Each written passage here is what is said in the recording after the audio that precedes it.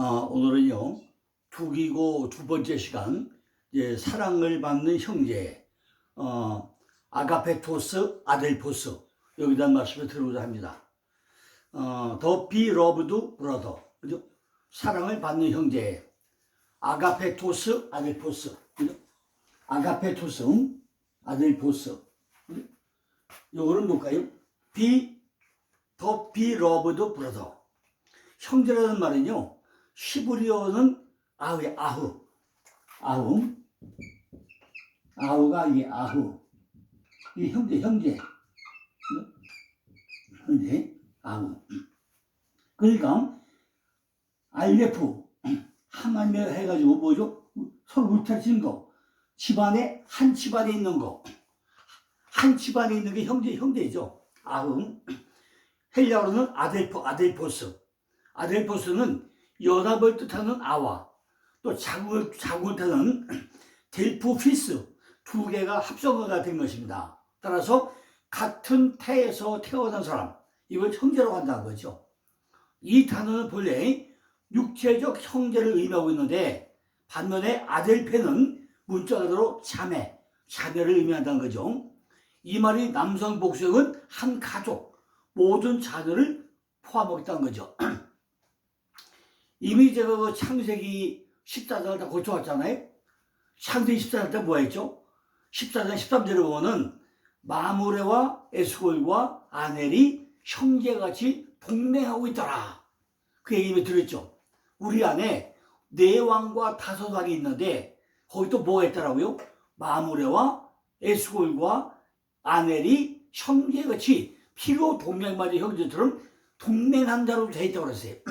이렇게 우리에게는 정말로 혈맹으로 맺어진 떨어질라 떨어질 수 없는 이런 형제같이 있다는 거죠. 그렇다면 이 뜻은 뭐죠? 한 자궁에서 태어나가지고 연합한 자를 형제라고 한다는 형제. 어디서? 한 자궁에서 태어난 자. 이걸 한 형제라고 한다는 거죠. 같은 밭에서 연합한 자. 이 사람들은 교회에서도 형제, 자매라고 한다는 거예요. 그러니까 교회에서 형제, 자매라고 한다는 무슨 얘기죠? 한 목사님이 말씀을 전해가지고, 그죠? 한 자국에서 전부 다 농사 지어진 거, 연합한 자, 이것이 교회 내에서도 형제, 자매라고 한다는 거죠. 같은 자국에서 연합한 자가 아니면은 형제가 될 수 없다는 것입니다. 근데 우리는 뭐죠? 교회에서 뭐 형제요, 자매요 많이 하잖아요. 목사님이 강대상에서 한 가지 말씀을 하는데 전부 다 똑같은 말씀을 같은 시간에 듣고 있는데 전부 다 같은 내용으로 듣고 있냐는 거죠. 형제마냥 동맹하자고 되고 있냐는 거죠. 목사님은 열심히 목에 핏대오를 말하고 있는데 그 말이 각자마다 전부 다 자기 나름대로 각자 해석해가지고 각자 받아들인다면은 이건 같은 형제가 아니잖아요. 자매가 아니잖아요. 그렇다면은 우리는 형제라는 것이 어떤 것인지 시편 127편 3절 한번 보시기 바랍니다. 시편 127편 3절을 보니까 뭐죠? 자식은 여호와의 주신 기업이요 태의 열매는 그의 상급이라고 그랬어요. 핫바텐 페리 샤카르 바림 여호왕 나일라트 힘내 그랬어요.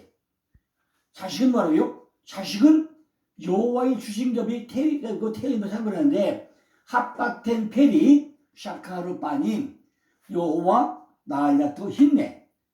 젊은 자의 자식은 장사의 수에 화두 같다 그랬어요. 키 히템 메야드 기포룸 겐 베네 한베우리 이렇게 설명하고 있습니다. 그러니까 이 말이 무슨 얘기죠? 자식은 여호와의 준 기업이고 태의 열매는 상급이라는 거예요. 솔로몬의 율법에 반해가지고 많은 아들을 두었는데 그가 가진 아들이 몇 명? 1000명? 200명? 몇 명이죠? 딱 한 명, 한 명. 이게 하나님의 선물이라는 거예요. 아니, 잘 생각해보세요. 다윗이 우리아의 안에서 낳은 아들을 우리아 불꽃을 꺼지고 꺼뜨리고 나니까 그 아들을 죽여버리죠. 율법이 먼저 죽어버리죠. 그리고 두 번째, 그 우리아의 아내가 뭘로 돌아오죠? 바트세바. 7 언약의 딸로 돌아오고 나서 낳은 아들이 솔로몬 아닙니까? 솔로몬인데 솔로몬이 성전을 7년 짓죠. 자기 왕은 13년 짓죠. 그래도 빈국에 몇 명 들어요? 1000명을 들으면은 자식이 1000명은 나와야 되잖아요. 근데 왜 아들 딱 한 명밖에 없냐는 거죠. 그죠? 왜 자식은 아들은 한 명밖에 없냐는 거예요. 이걸 우리가 잘 생각해 보시라고요. 그런가 하면요, 오베데돔은 8명의 아들이에요. 8명. 오베데돔이 어떤 사람이죠? 법계를 잘 간직했던 오베데돔. 그죠? 이 아들은 왜 아들을 8명 낳냐는 거예요.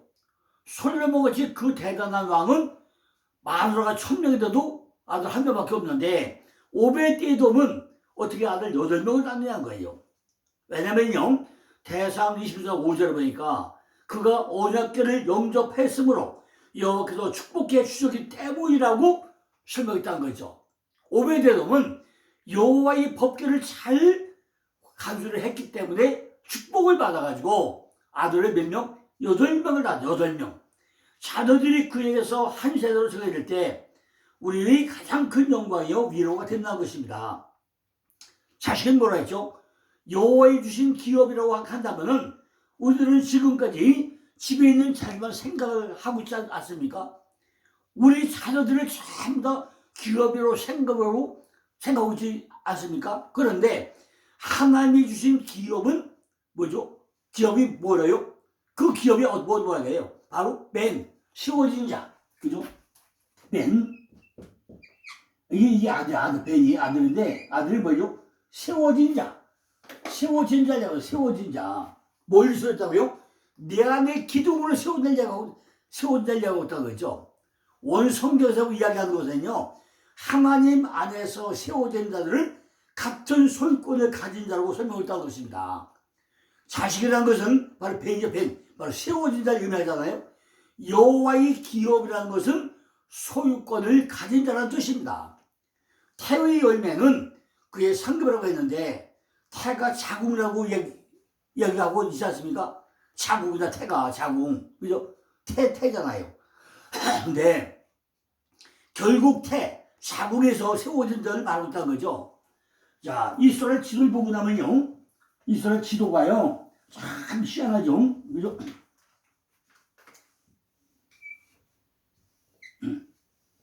요거 아닙니까? 요가 신화산이죠.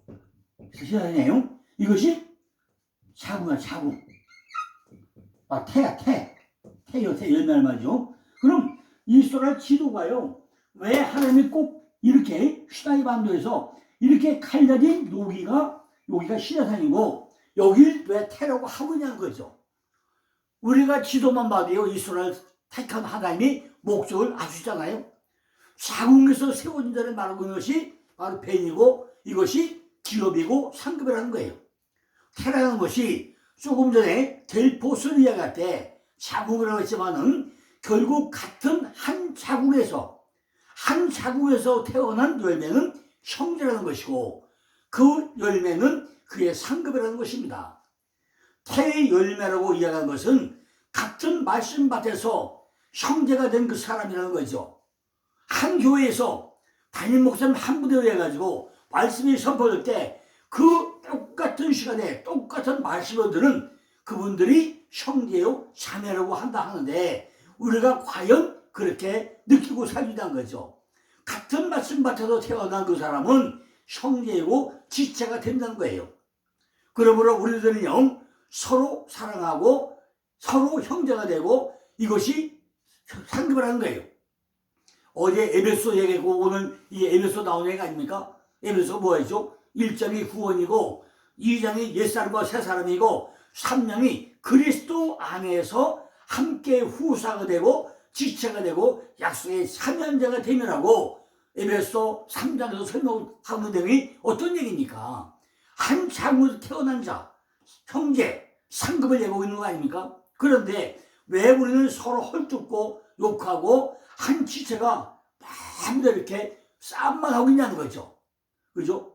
한 지체가 보면은 우리가 머리가 보면 뭐죠? 온몸이 다 떨리잖아요. 손가락 하나만 아파도 온몸이 아프잖아요. 그런데 왜 이렇게 하려고 안 되냐는 거죠. 우리들이 한 교회에서 같은 말씀을 받았으면은 한 태의 열매가 되었기 때문에 각자가 상급이 되어야 한다는 말씀을 우리에게 하고 있다는 것입니다.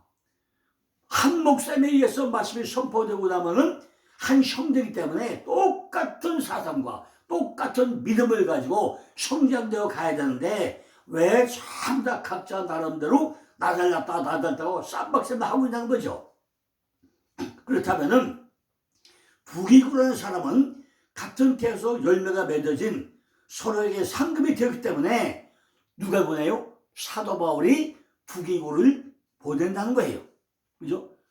뭘 가지고 보내죠? 모든 서신을 가지고 와서 복음을 전도하러 보내고 있다는 것입니다. 사도 바울은 자기하고 코드가 딱 맞아가지고 자기 의견을 충분히 전달할 수 있기 때문에 형제, 같은 때에서 난 그 열매로 맺어진 형제라고 느끼기 때문에 너는 태의 열매다, 열매로 맺은 형제다 하면서 보내고 있다는 것입니다. 자녀들은 하나님이 기업을 하고 있잖아요. 창세기 3장 2절 보니까 만일 자녀들이 허락되지 않으면 그들을 생각지 못하게 하시는 하나님이라고 설명했다는 거죠. 하나님께서 그렇게 하시기 때문에 그들이 우리에게 위로가 되고 또는 걱정이 되기도 한다는 것입니다.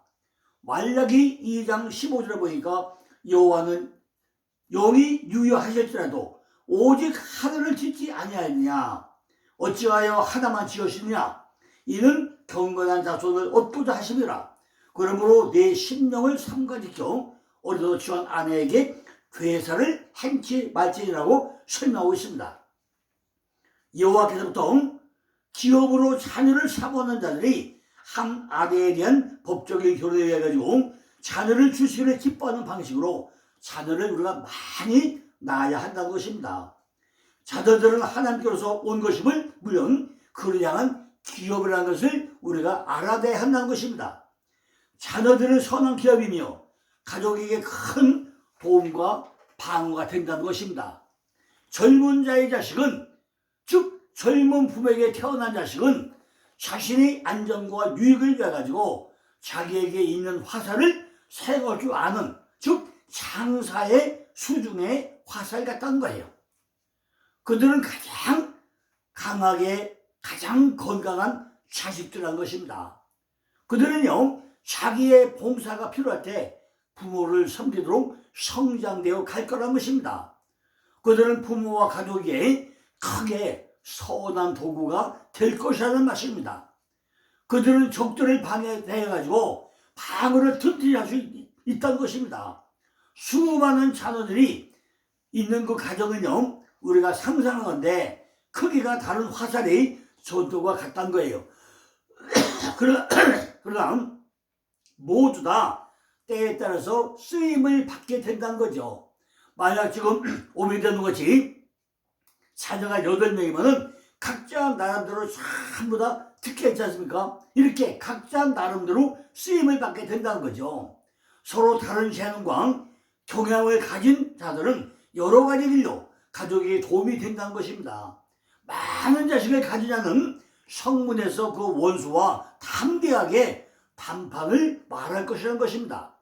그는 젊은 기병을 가진 많은 자손과 매우 열심히 있고 신실한 자를 가지고 있기 때문에 싸움에서 두려워할 필요가 없다는 것입니다. 그래서 젊은 자의 자식은 수중에 화살 같다고 말씀했다는 거죠. 뭐라고요? 키히팀 메야드 기포르 겐 메네 한데우리 이렇게 젊은 자의 자식은 상사의 활의 술 같다 이래서 어떤 거죠. 그러나 후에 그들이 세상 밖으로 나갈 때는 손에서 나간 화살 같게 된다는 거죠. 화살하면 딱 쏘고 나면 어떻게 되죠? 나에게 돌아오지 않잖아요. 그런 자식이 될 수 있다는 거죠. 그러나 그때는 너무 늦어가지고 그를 구볼 수 없다는 거죠. 화살을 한번 쏘면 그냥 끝나고 만다는 겁니다. 이러한 연구로 부모들은요 슬픔으로 죽어가는 경우도 있다는 거죠. 그렇다면 두기고라는 사람은 사도 바울을 볼 때 열매가 맺혀진 서로에게 상급이 된 형제와 같기 때문에 바울이 두기고를 보낸다는 것입니다. 그냥 간단하게 사랑받는 형제라고 표현한 것이 아니라 사도 바울은 확실히 많은 사람이잖아요. 그 사람이 자기하고 코드가 똑같아가지고 자기 의견을 충분히 드러낼 수 있다는 것을 믿었다는 것입니다. 그걸 같은 태에서 태어나고 열매가 되고 상급이 되기 때문에 에베소 교회로 보낸다는 것입니다. 그러나 히브리어가 가지고 있는 형제라는 단어가 깊이 설명할 수 없다는 것입니다. 그런데 헬라어를 보니까 아델포스라고 해가지고 자궁 안에서 연합한 자만이 형제라고 헬라에서는 아주 정확하게 설명을 하고 있다는 것입니다. 그 열매는 태의 열매로 서로에게 상급이 되어야 한다는 것입니다. 그러나 우리들은요, 이걸 제대로 이해하지 못하기 때문에 상급이 안 되어가지고, 그죠? 형제의 가지를 전부 다 잘라낸다는 거예요. 네가 무슨 내 형제야? 너 나 몰라? 각자 나름대로 전부 다 잘라서 하면서 뿔뿔이 흩어진다는 것입니다. 한 예배당에서 공부하고 한 예배당에 예배에 참석하고 똑같은 말씀을 듣는데 사람들은 뭐죠? 한 형제가 전부 다 친해져야 되는데 과연 그렇게 하고 있냐는 거죠. 한 자국이라는 말씀한테서 나왔기 때문에 형제가 되고 서로에게 상급이 되지 못하면 서로가 피를 흘리는 상처로 남고 만다는 것입니다. 그러니까 우리가 교회 가서 온 성도들이 아델포스 한 자국이라는 형제가 되고 나면은 서로 사랑하고 끌어안고 한 마음이 되어야 되는데 왜 교회마다 분쟁이 일어나고 각자 나름대로 잘난 척을 하냐는 거죠. 우리들은 내가 더 높아지려고 하는 속성이 있기 때문에 상대방의 가지를 매일 놓고 쳐댄다는 거예요. 자기가 높아지고 열매를 얻기 위해서는 형제라는 가지를 쳐내야 내가 올라간다 생각을 다 가지고 있다는 것입니다. 그래서 오늘 시편의 말씀은 태의 열매는 나에게 상급이라는 말이 자궁안에서 난 형제로 지체가 되고 이때 하나님께서 우리에게 행한 대로 주시는 것이 있다는 것입니다.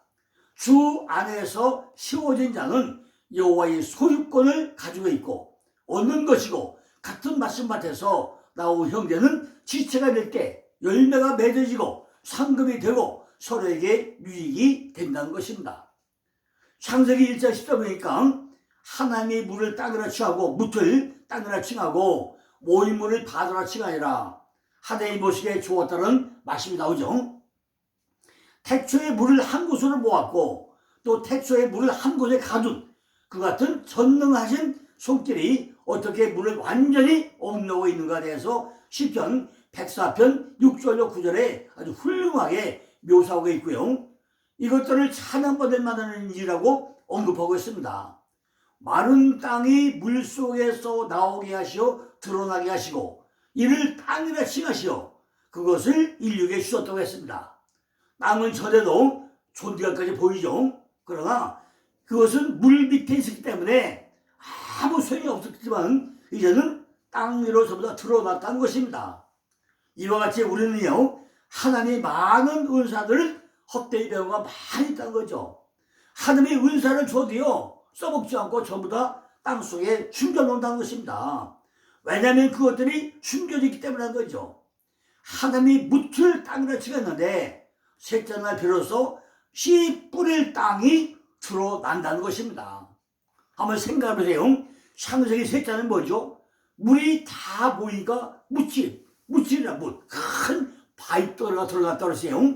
이 큰 바위덩어리가 드러났고 나면은 매일 파도가 쳐가지고 바위가 깨지고 모래가 되고 씨 뿌릴 땅이 되려고 나면요 얼마나 많은 고통과 연단과 훈련이 뒤따라야 큰 묻히 드러난 그 돌덩어리가 깨지고 어디 파도에 쳐가지고 파도가 뭐죠? 물이잖아. 물 말씀이잖아요. 말씀에 부셔져가지고 그것이 씨 뿌릴 땅 가루가 되는 땅까지 되려면은 얼마나 많은 고통과 어려움이 뒤따르는지 모두가 한번 생각을 해보자는 거죠. 그냥 씨 뿌릴 땅이다 뭐 가시덤불이다 길짝밭이다 돌짝밭이다 그러기 전에 창세기 1장에서 참다 뭐죠? 셋째 날 씨 뿌릴 땅이 될 때까지의 과정을 한번 생각을 해보시라고 얘기해요. 씨 뿌릴 땅이 되고 나면 어떻게 되죠? 씨는 땅속에 묻혀야 되고 썩어야 되고 죽어야 싹이 나오잖아요. 그때부터 이미 뭐가 시작되죠? 영생이 시작된다고 고린도후서 9장 10절이나 이사야 1장 10절 설명하고 있지 않습니까? 그러니까 씨 뿌릴 땅에서 씨가 떨어지나면 그거 끝납니까? 싹이 나가지고 또 열매 맺고 돌고 해가지고 영생을 살아가는 열매가 되는 거 아닙니까? 이것이 우리에게 주는 교훈이라는 거죠. 같은 밭에서 씨가 뿌려져 자라야 하는데 이것이 뭐예요? 형제야, 형제. 그 형제가 연합해가지고 동거하는 것이 어찌 그리 선하고 아름답냐고 노래하고 있다는 것입니다. 우리가 형제가 되기 위해서는 서로 동침하고 연합을 해야 된다는 것입니다. 한맘 합듯이 되어야 한다는 것입니다. 그래서 셋째 날 씨가 떨어지고 나면은 넷째 날 동침이 이루어지는 것이 뭐예요? 바로 형제야, 형제. 뭘 이루어져? 해와 달과 별같이 이렇게 동침으로 다 이루어진다는 것입니다. 그래서 셋째 날 씨가 떨어지고 나면은 넷째 날 동침이 이루어진다는 것입니다. 히브리어로는 묻이 드러나고 마른 땅이 되고 씨 뿌린 땅이 되는 것을 바로 야빠샤라는데 그 과정이 전부 다 하나가 진행되어야만이 그 돌덩어리가 씨 뿌린 땅, 물의 땅이 되어가지고 전부 다 씨를 받아들일 수 있는 그 땅이 된다 그 얘기입니다. 야빠샤라는 뜻이 마음의 복잡한 묻이 완전히 없어진 상태를 말하고 있는 것이 창세기 셋째 날 야빠샤 묻이 드러나더라 그 설명하고 있는 것입니다. 생각의 동침이 이루어져야 하고 서로의 말귀가 알아듣는 동침이 일어나야 되고 이런 것들이 형제가 동감이 어찌 그리 선하고 아름다운지요라고 우리가 표현하고 있다는 것입니다. 아름다운 것이 결국은 뭐죠? 상급이야, 상급. 상급이라는 것입니다. 마음을, 생각을 교류하면서 전부 다 하나가 되는 거, 이것이 상급이라는 거죠. 형제가 되어가지고 형은 이 말하고 동생은 저 말하고 싸우다면 이게 동거가 되겠습니까? 이런 것들이 전부 다 하늘에서 보면 사랑을 받는 형제 이야기를 하고 있다는 것입니다. 그럴 때 우리에게 뜻밖의 행운이 온다는 이야기를 지금 오늘 두기고 통해서 설명하고 있다는 것입니다. 에베소 3장 6절 보니까 이는 이방인들이 복음으로 말미암아 그리스도 안에서 함께 후사가 되고 함께 지체가 되고 함께 약속의 참여의 하나인 자가 되리라. 즉 다시 말하면 그들이 믿음을 갖게 된 유대인들과 함께 하늘 유업이 동일한 후사가 되고 유대인들과 같이 신비한 몸이 지체가 되고 그리스도 교회로 영접하며 복음의 약속에 참여하는 자가 되면 특별히 성령의 대약속에 참여하게 된다는 것입니다. 그리고 이 일은 그리스도 예수 안에서 그 안에서 모든 약속이 이해가 되고 아멘이 되고 그리스도와 연합함으로 이루어진다는 것입니다. 이것이 무슨 이야기이죠? 이것이 결국에는 사랑을 받는 형제의 이야기라는 것입니다. 내 안에는 수없이 많은 여기에 형제들이 있다고 했지 않습니까? 얼마나 많은 형제들이 있어요? 창세기 14장에도 네왕과 타사단과 아모리와 안스걸과 마브리가 다 있다고 하지 않습니까? 얼마나 많은 형제들이 있어요. 그런데 이것들을 전부 다 각자 자기 하고 싶은 대로 하고 다른 생각하고 엉뚱한 생각 떠오른다면 이것이 형제가 되겠습니까? 안 되잖아요. 나라와 민족이 연합을 못하는 거 아닙니까? 오직 그리스도 한 분을 맞춰가고 한 자궁 안에 들어가야 우리가 연합이 되어야 하는데 이것이 한 놈이 안 되니까 전부 다 각자 뿔뿔이 흩어지는 거 아닙니까? 오늘의 우리나라 민족을 보세요. 전부 다 생각이 다 달라요. 생각이 한 맘이 안 돼요. 한 교회 다녀도 똑같은 시간에 마시면 들어도 한 맘만 들지 안 되고 전부 다 각자 다른 맘 아닙니까? 어떻게 이게 형제가 이렇게 다 흩어집니까? 에베소 3장에 보면 저와 여러분들 안에서 이방인이 얼마나 많은지 생각을 해보시라는 거죠. 우리들 안에는 이방인이 수도 없이 많이 있다는 것입니다. 내 생각을 붙잡고 있는 것은 다 이방이야, 이방인. 다른 생각을 갖게 된 것이 뭐예요? 다 이방이라는 거죠. 이것들이 각자 나름대로 전부 다 이방인의 삶을 살고 있다는 거죠. 이는 이방인들이 복음으로 말미암아 그리스도 예수 안에서 함께라는 단 안에 하나가 되어야 되는데 이것이 안 된다는 거죠. 에베소 3장 6절 보니까 몇 번 나와요? 3번 나와, 3번. 그죠? 에베소 3장 6절 보니까 뭐가 나와요? 전부 다 함께 나와. 근데 이걸 왜 모르냐는 거죠. 이처럼 그리스도의 자궁 안에서 한 형제가 된 것이 그처럼 어렵다는 것입니다. 그죠? 수없이 많은 생각들이 내 안에 있기 때문에 이것이 잘 안 된다는 거죠. 에베소 3장 6절 보니까 내 안에 수없이 많은 이방인들 때문에 이것이 안 된다는 거예요. 전부 다 각자 서로 잘라가지고 내가 최고다 이런 마음만 가지고 있으니까 연합이 안 되고 하나가 안 된다는 것입니다. 지금 사도 바울은 그리스도 예수 안에서 함께 약속에 참여되고 후사가 되고 지체가 돼야 되는데 왜 안 되느냐, 이걸 우리에게 설명하고 있는 것입니다. 하나님을 믿는다는 것이 그렇게 간단한 게 아니라는 것입니다. 모든 것이 그분을 왕으로 모시고 내 안에 있는 모든 영들이 함께 되어야 하는데 이것이 왜 안 되냐는 거죠. 형제가 함께 될 때 비로소 함께 상속자가 되고 함께 지체가 되고 함께 약속에 참여하는 자가 된다는 것입니다. 우리는 약속에 참여한다고 이야기를 잘하지만 주님의 생각보다는 내 생각이 훨씬 앞서기 때문에 결코 하나가 되기가 쉽지 않다는 것입니다.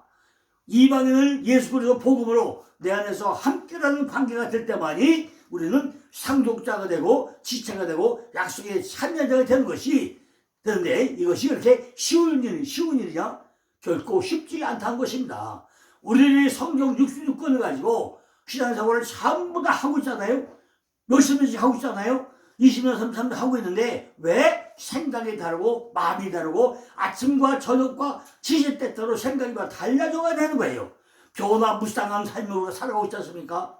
고린도전서 12장 25절이니까 몸 가운데서 분쟁이 없고 오직 여러 지체가 서로 같이 하여 볼배게 했다고 하는데 이게 왜 하나가 안 되냐고요. 지체가 왜 하나가 안 되냔 말이에요. 하나님의 지체는 몸이 각 지체가 분별하지 않고 서로 관계를 지키면서 이웃의 슬픔과 기쁨을 나누도록 고안하고 질서를 세우는 거 아닙니까? 근데 절대 안 된다는 거죠. 자연적인 육체도 조종해가지고 몸 가운데서 분쟁이 없고 분열이 없고 사고 무시가 없도록 되어야 한다는 것입니다. 근데 왜 이게 안 되냐는 거죠. 사랑의 강한 줄로 연결이 되어야 한다는 것입니다. 이런 애정의 부패가 모든 분쟁이 시가 된다는 것입니다. 육체에 있어가지고 한 지체의 기쁨과 슬픔이 전체의 몸에 영향을 주는 것 같이 그리스도인들도 동료들과 함께 영광을 누리고 함께 고통을 당하면서 형제의 명예를 시기하지 말고 같이 기뻐하면서 영광을 누려야 하는데 왜 못하느냐는 거예요. 이처럼 몸 가운데 분쟁이 없어야 한다는 것입니다. 이 이야기가 밖의 이야기 같습니까? 아니라는 거죠. 전부 다 내 안에 영적 이야기, 영적 왕들을 전쟁 이야기를 하고 있다는 것입니다. 그죠? 우리들 몸 가운데 제일 많은 일은 뭐죠? 제가 볼 때는 끊임없이 제일 일을 많은 것이 위장, 다 위장이잖아요. 제일 일을 많이 우리 몸뚱아리 안에서. 그러면 가끔 일을 하는 데 있잖아요.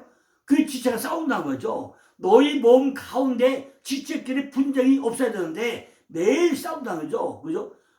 고전에서는 뭐죠? 고전에는 이처럼 그리스도의 지체요 각 부분이라고 설명했다는 것입니다. 시편 134편 1절을 살펴보니까 형제가 연합하여 동거함이 어찌 그리 선하고 아름다운고 머리에 있는 보배로운 기름이 수염 곧 아론의 수염에 흘려서 그 옷깃까지 내린 것 같고 헐몬의 이슬이 그죠?